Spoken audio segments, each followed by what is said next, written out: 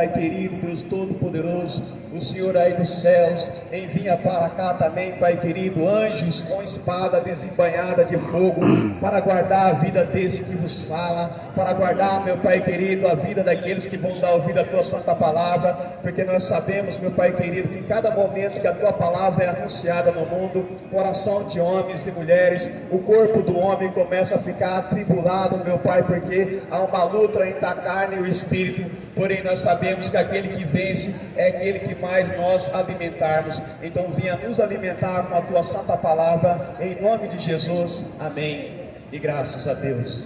Querido, amado irmão, irmã, é uma rica oportunidade para nós nos achegar à vontade de Deus, porque a palavra de Deus diz para nós: aonde estiver 2 ou 3 reunidos no nome de Jesus, Ele se manifesta presente.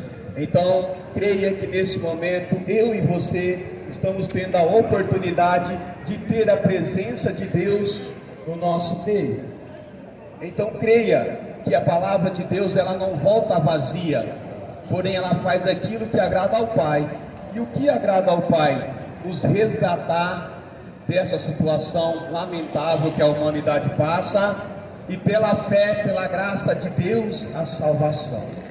A salvação, meu irmão, minha irmã, é o bem mais precioso que nós devemos e deveremos almejar. Porque, meu irmão, minha irmã, muitas pessoas são extremamente abençoadas, são extremamente ricas, e não tem pecado nenhum ser abençoado, e muito menos é pecado nenhum ser rico. A única coisa que é triste é quando a pessoa deposita toda a confiança, o amor ao dinheiro é a raiz de todos os males. Mas trabalhe, se esforça, mas acima de tudo, permita Jesus Cristo dirigir a tua e a minha vida. Então a palavra de Deus vem dizer para nós, que está aqui como modelo, como um exemplo de oportunidade de salvação, de direcionamento à vontade do Pai. Eu creio, meu irmão, minha irmã, que a sua tarde hoje e a minha também vai ser diferente. E por que vai ser diferente? Vai ser uma boa? Não, vai ser uma excelente tarde, porque aonde Jesus Cristo está, Ele opera milagres. De repente você pode não ver sinais, porque Deus não quer que nós sigamos a Ele por conta dos sinais. Ele fala que muito mais bem-aventurado é aquele que não vê e crê. Então Jesus está aqui e isso nos basta, amém? Porém a palavra dele vem dizer para nós o seguinte: Êxodo capítulo 7, no versículo de número 1, diz o seguinte: então disse o Senhor a Moisés: vê que te constituí como Deus, de letra minúscula, amém? Sobre Faraó, e Arão, teu irmão, será teu profeta. Tu falarás tudo que eu te ordenar. Você está vendo? Um homem de Deus, uma mulher de Deus, que teme verdadeiramente a Deus, e recebe a graça de Deus de compreender o Evangelho, mas ele sai da posição só de conhecimento, ele sai da posição só de, eu conheço a Deus através da Escritura. É bom, meu irmão, e isso é muito importante, mas conhecê-lo através da obediência, da prática, aí é outro horizonte. Por que é outro horizonte? Se Deus diz, ide ao mundo e anuncie o Evangelho, é porque Ele tem experiências para este momento da vida da pessoa. Quando ele arrisca a vida dele, ele abandona pai, mãe, família, por amor ao Evangelho de Deus. Ele vem para esta praça ou na outra praça, enfim, meu irmão, ao mundo, e ele é uma testemunha viva desta palavra. Então não é o homem, não sou eu, não é você, é a vontade de Deus em qualquer um de nós, sendo superior aos nossos compromissos terrenos. Os nossos compromissos terrenos, trabalho, cuidar da família, tudo isso é muito importante, Mas quando Deus derrama uma graça e fala, obedece, então é melhor obedecer do que sacrificar. Então a cada momento que nós começamos a entender a palavra de Deus e começamos a pedir graça de Deus para praticar, porque sem a graça de Deus nós não praticamos a vontade de Deus. Nós não estamos aqui por força de homens e nem muito menos por patrocínio, né? Muitos perguntam assim, quanto você está recebendo para estar lá na praça? Quem está patrocinando esse trabalho aí? Meu irmão, é a graça de Deus. A graça de Deus, ela é algo superior a este mundo. Mas é claro que nós precisamos de recursos neste mundo. Claro que sim. Porém, aqui, obedecer a Deus é sempre algo extraordinário. Então nós deixamos de ser fariseus, deixamos de ser religiosos e começamos a ser praticantes. Tudo bem, filha? E quando nós começamos a praticar a vontade de Deus, Ele do céu começa a contemplar a vontade dele sendo feito na terra, e Ele começa a nos resgatar, Ele começa a nos salvar, Ele começa a nos colocar em um posicionamento onde nós não nos prostramos para o príncipe deste mundo. Nós não vamos nos prostrar para os nossos governantes, nós vamos obedecer, amém? Obedecer é diferente de se prostrar. Orar pelas autoridades é respeitar o direcionamento deles, mas anunciar o evangelho é obediência à vontade do Pai Celestial. Então você vê que cada coisa tem seu lugar. Mas às vezes, meu irmão, às vezes acontece algum impedimento e nós abaixamos a cabeça, respeitamos, porque a autoridade é constituída por Deus. E se eles um dia não querer mais que o evangelho esteja anunciado, vai ser também por permissão de Deus. Então aproveita a oportunidade. Ainda estamos tendo oportunidade de ouvir o evangelho nas praças, mas vai chegar o tempo que isso não vai acontecer mais. Você pode ter certeza que isso um dia vai acontecer, mas enquanto não acontece, aproveite a oportunidade. Então ele vem dizer para nós: tu falarás tudo que eu te ordenar. Então não é o que a gente quer, nós temos que falar aquilo que Deus manda. Se Deus manda obedecer às autoridades, mesmo que às vezes nós não concordamos, nós obedecemos. Se Deus manda nós orar pelas autoridades, mesmo às vezes nós falamos, eles são corruptos, mas nós temos que orar. Deus não mandou nós falar que é corrupto. Deus fala, orai por todas as autoridades. Corrupção ou não, como nós pregamos em outro momento, Jesus recuperou Zaqueu. Zaqueu era um corrupto, mas Jesus transformou a vida dele. Então Deus quer transformar a vida de todos, não importa o estágio de hoje. O que importa é o que Deus pode fazer a partir do momento que eu e você dá crédito à palavra de Deus. Ele veio para salvar o que se havia perdido. Não importa se é rico, se é pobre, se é miserável, não importa, meu irmão. Não se sinta magoado pelo que eu vou dizer agora. Amém? Quem é que entra no reino dos céus? Rico, pobre, miserável, quem está na sarjeta? Não, meu irmão, entra no reino dos céus qualquer um, quer seja rico, miserável, na sarjeta, pobre, se for arrependido e lavado e remido no sangue do Cordeiro. Deus não faz acepção de pessoas. Também faz parte das ordenanças, né? É que eu resumi agora, amém, meu irmão? Mas tem que ser, porque muitos se batizam, mas não perseveram. Então o batismo é uma fase. Quantas pessoas se batizaram, mas voltaram para o mundo? Até as práticas. Me perdoe, não quero te ofender, amém? É que o irmão perguntou e nós estamos colaborando na vida do outro. Então você vê que só se batizar não basta. É um processo. Mas Deus quer estar conosco em todos os processos. Por quê? Aquele que perseverar até o fim será salvo pela graça, amém? Então ele vem dizer para nós o seguinte, Êxodo 7, no 2: tu falarás tudo o que te ordenar, e Arão, teu irmão, falará a Faraó, para que deixe ir da sua terra os filhos de Israel. Você está vendo?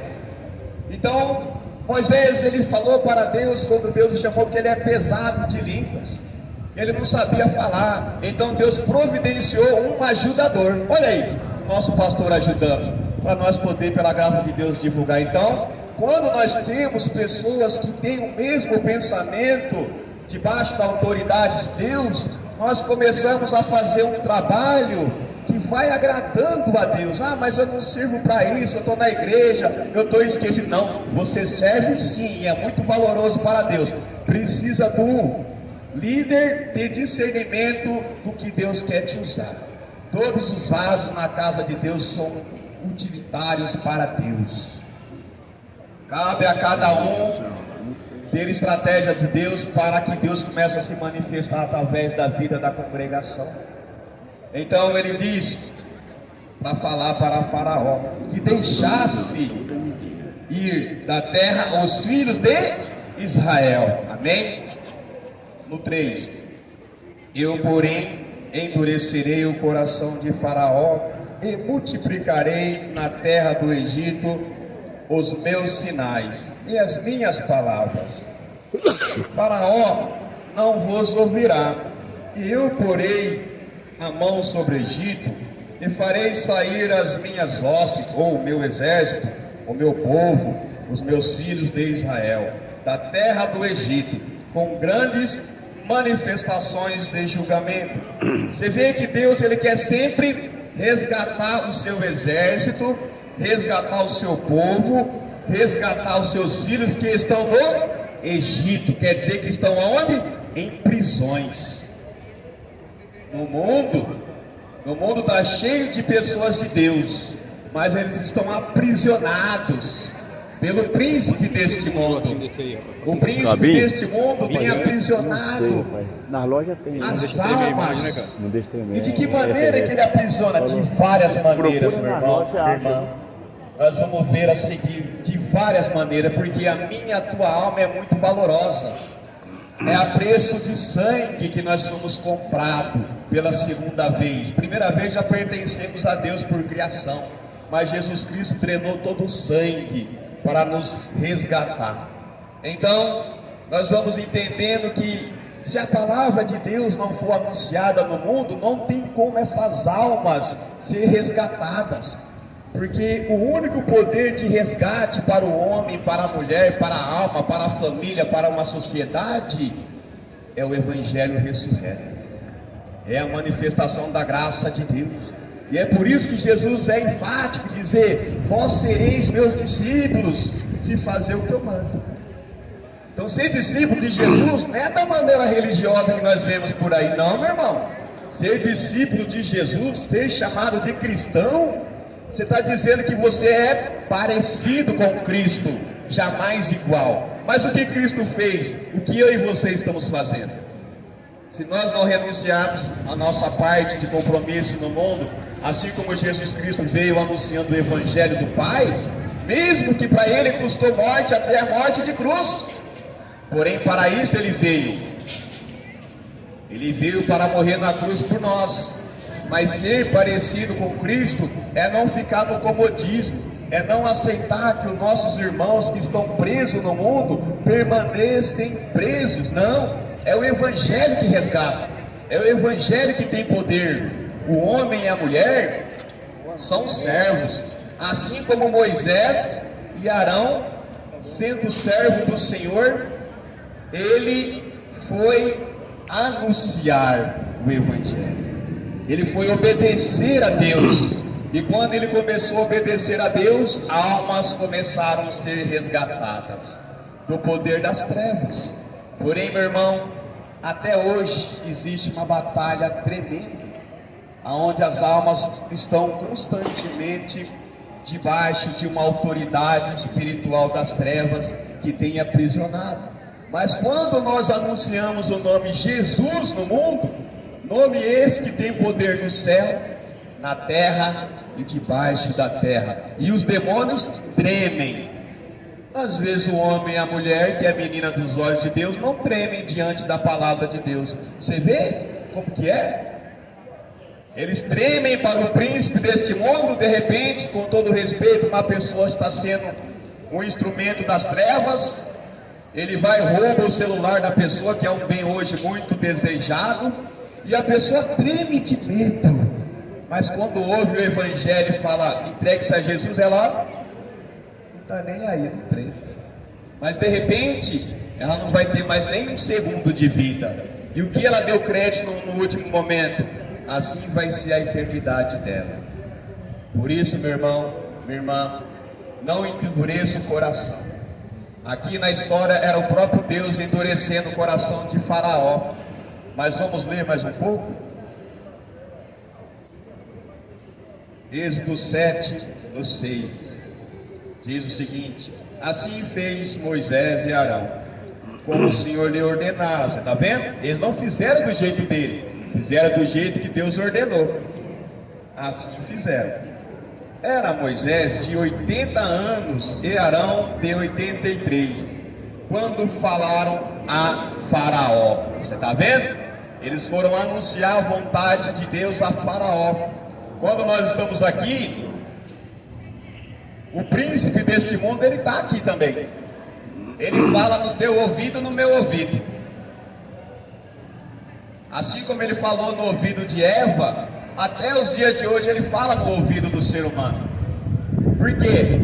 Ele não quer que você e eu demos crédito à palavra de Deus. Ele não quer que nós damos oportunidade para Jesus entrar no coração.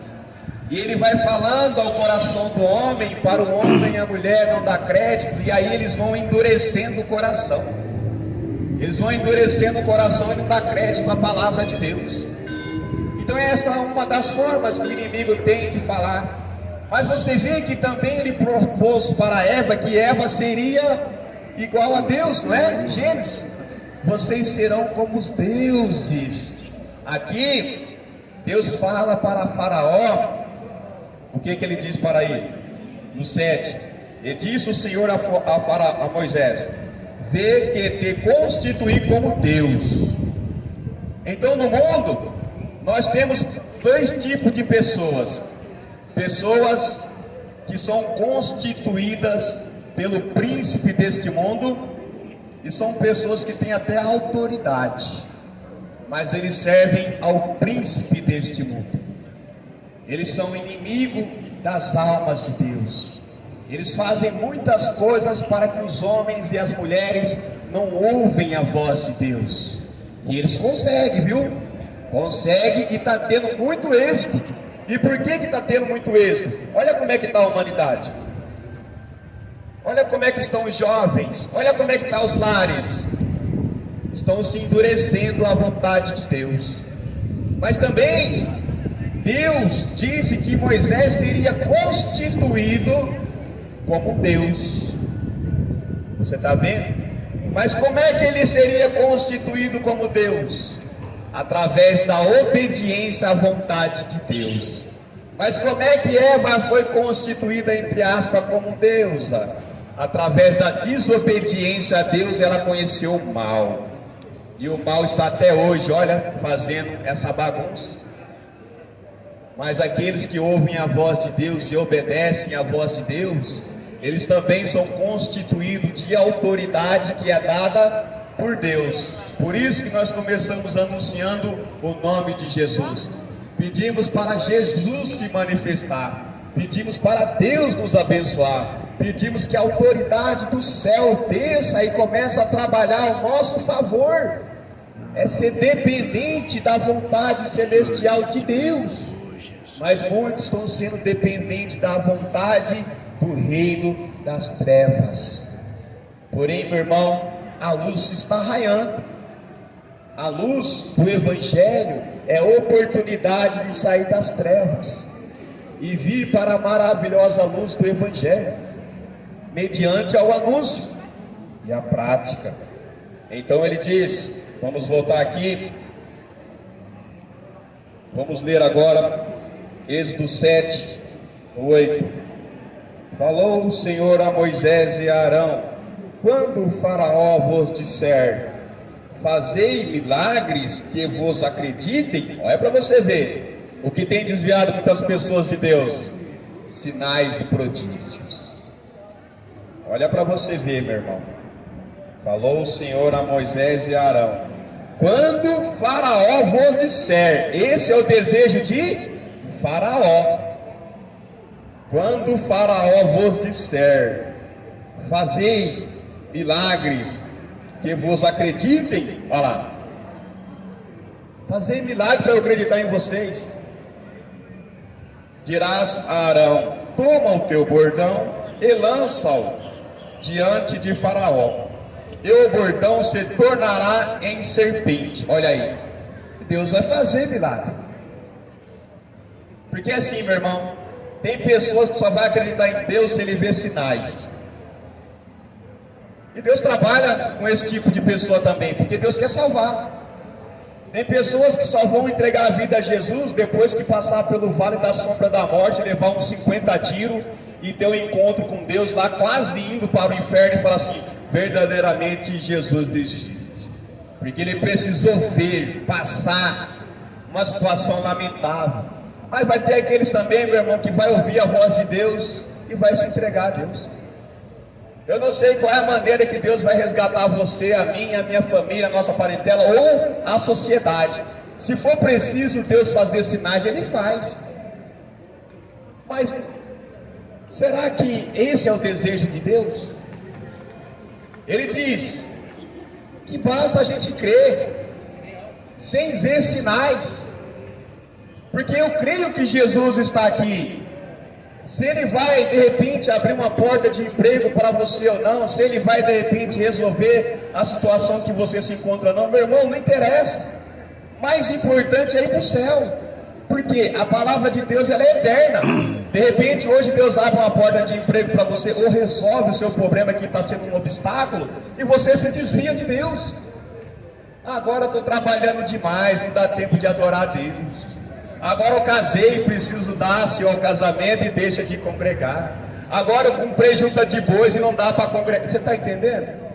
Peça com sabedoria, fala: meu Deus, me dê somente aquilo que não me desvie da tua presença. Porque de nada adianta ser uma pessoa próspera neste mundo e não ter Deus para guardar. É em vão todo o trabalho. Se Deus não guardar a casa do nosso coração, é em vão, meu irmão. É tudo em vão. Então ele vem dizer para nós o seguinte, olha o 10. Então Moisés e Arão se chegaram a Faraó e fizeram com que, como o Senhor lhe ordenara.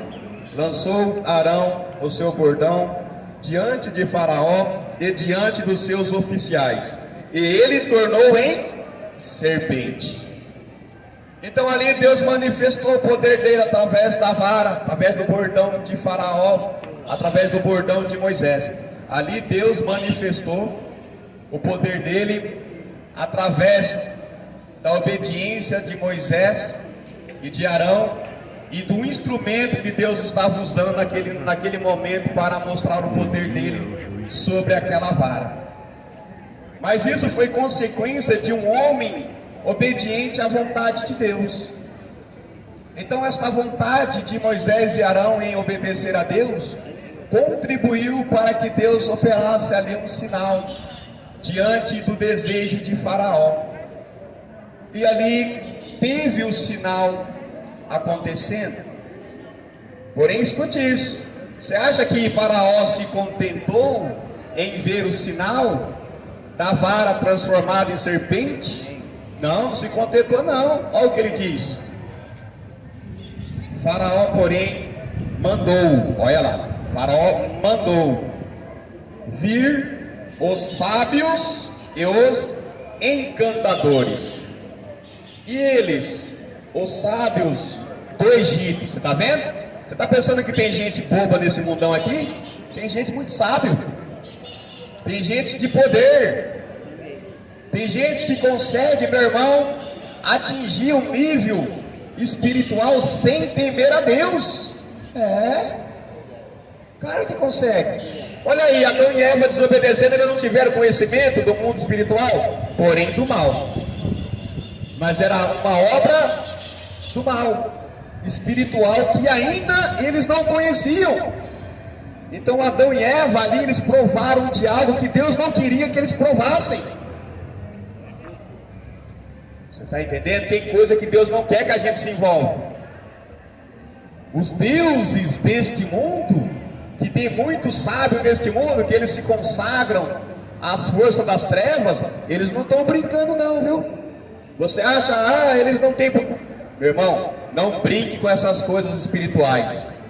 Se eles não tivessem, por permissão de Deus primeiramente, esse poder, você acha que a humanidade estaria desse jeito? Você acha que as famílias estariam todas destruídas? Meu irmão, isso é a operação do mal. Por quê? Porque eles têm poder. Eles não são mais poderosos do que Deus. Amém? Porque ele era Lúcifer, um anjo de luz de Deus. E ele resolveu a não obedecer mais a Deus. Então ele continua tendo muita autoridade. A autoridade que ele tinha, a terça parte dos anjos resolveu a concordar com ele.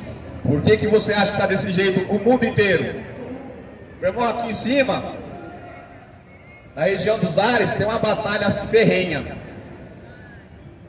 Por causa de mim e de você. Por causa de mim e de você. Existe uma batalha que, louvado seja Deus, que não permite a gente ver, porque nós não suportamos.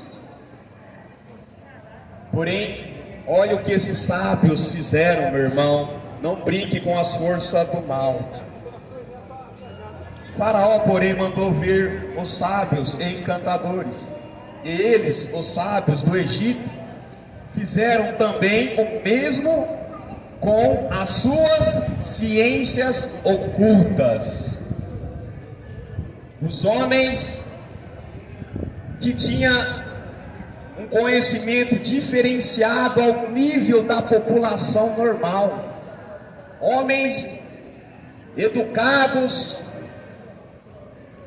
em sabedoria oculta, em ciência oculta, eles buscaram um entendimento diferenciado. Eles fizeram pactos, alianças para ter poderes. Quantas pessoas fazem alianças para ter poder deste mundo e não conseguem? Claro que conseguem, mas tudo tem um preço, meu irmão. Tudo tem um preço. Eu não sei aonde a sua fé está ancorada, mas, meu irmão, escute isso. Deus, Ele diz para nós através da Escritura o seguinte: ficai em Jerusalém, para que do alto sejais revestidos de poder. E para que Deus quer nos dar poder? Não é para ser deuses. Deus quer nos dar poder mediante uma congregação cristocêntrica para ser filho de Deus. Primeira coisa que Deus quer, que sejamos filho de Deus.